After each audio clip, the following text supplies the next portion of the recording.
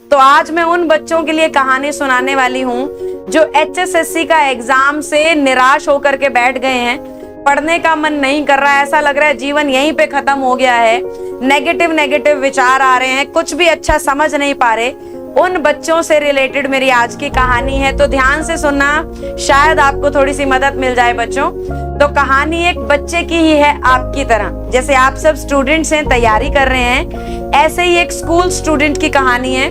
बहुत अच्छे परिवार से संबंध रखता था, माता पिता उसके टीचर्स थे, इसी वजह से पढ़ाई पे बचपन से ही उसका बहुत अच्छे से ध्यान रखा गया था।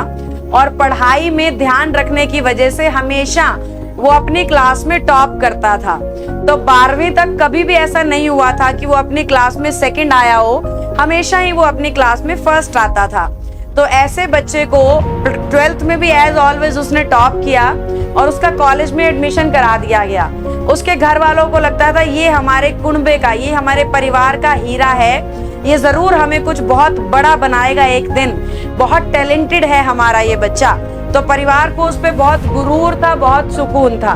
उसकी हर चीज पे वो विश्वास करते थे, उसकी हर बात को वो मानते थे।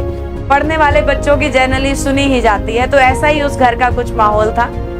तो क्या हुआ, कॉलेज में जैसे ही वो हुआ, स्कूल के सारे उसके फ्रेंड्स बदल गए, घर वालों की पकड़ से वो दूर हो गया, बाहर हॉस्टल में पीजी में रहने लगा और अपने दोस्तों की संगति में पढ़ाई छोड़ करके पार्टी, घूमना फिरना, इन चीजों में वो उलझ गया।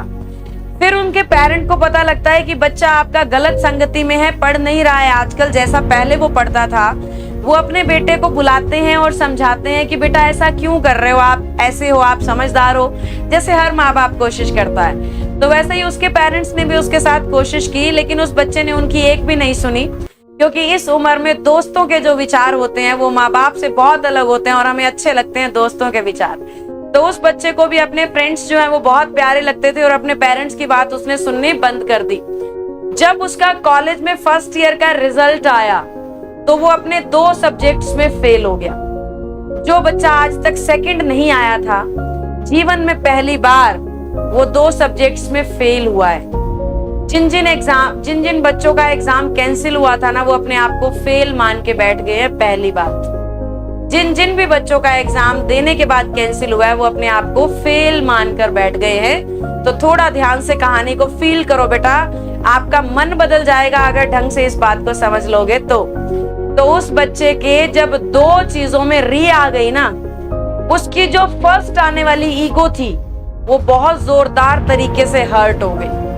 बहुत दुख उसको हुआ, अपने माँ बाप की बात उसको याद आई, वो निराशावादी हो गया, अपने ऊपर से विश्वास उसने खो दिया। जैसे आप में से बहुत सारे बच्चे खो कर बैठे हैं विश्वास, अपने ऊपर से भरोसा खो दिया, अकेला रहने लगा, पढ़ना बंद कर दिया, कमरे के अंदर ही बंद हो गया, बाहर निकलना बंद कर दिया, माँ बाप से बात करनी छोड़ दी, पेरेंट्स से बात करनी छोड़ दी, टीचर्स से बात करनी छोड़ दी, अंधेरे कोने में अपना पूरा दिन बिता देता था। उससे अपनी ये हार बर्दाश्त नहीं हो रही थी, उससे अपना ये हारना नागवार हुआ उसको। वो बिल्कुल नहीं उस चीज को एब्जॉर्ब कर पाया कि कोई बात नहीं, हो जाता है। वो एकदम निराश और क्या बोले डिप्रेशन में जाने वाली उसकी हालत हो गई थी।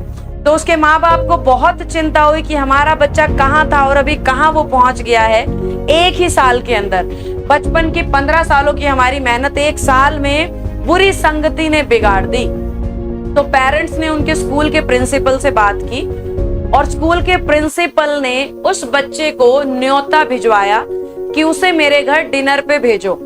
बहुत महीनों में वो बच्चा पहली बार अपने घर से निकला और अपने उस प्रिंसिपल साहब के घर डिनर पर गया।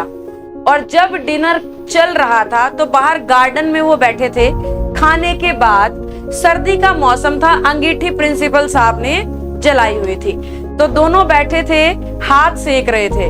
प्रिंसिपल साहब ने 1-2 बातें उस बच्चे से करने की कोशिश की, लेकिन जैसे कि वो डिप्रेशन में था, चुपचाप सा रहता था, उसने कुछ खास जवाब नहीं दिया।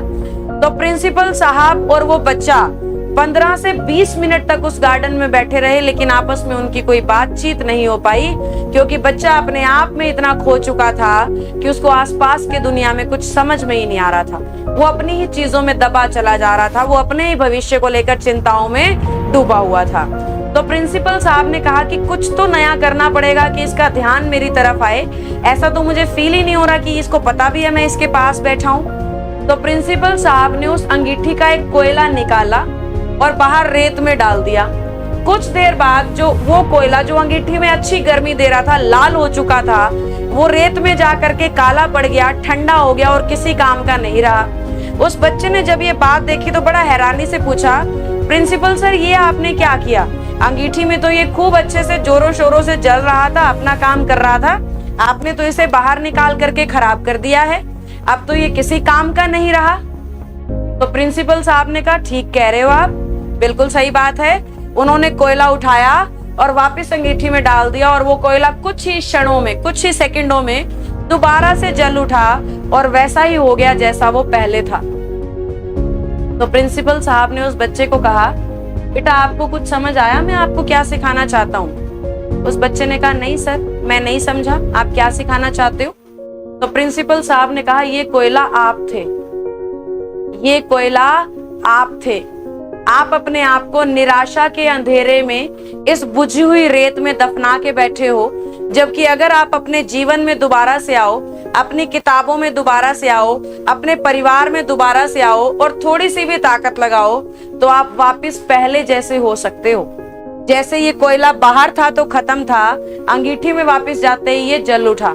तो वैसे ही आप भी जिस दिन अपने दिमाग में ये बिठा लोगे बेटा कि मैं रेत में पड़ा हूँ, तो आप रेत में पड़े हो, और जब ये मान लोगे मैं अंगीठी में बाकी कोयलों के साथ हूँ और मैं भी जल रहा हूँ, तो उसी दिन आप जल रहे हो। तो बच्चों यही सेम टू सेम सिचुएशन आप सबकी है। जब तक आप ये मान बैठोगे कि अब मेरा कुछ नहीं होना, मैं तो रेत में पड़े कोयले जैसा हूँ, तो आप वैसे ही रहेंगे।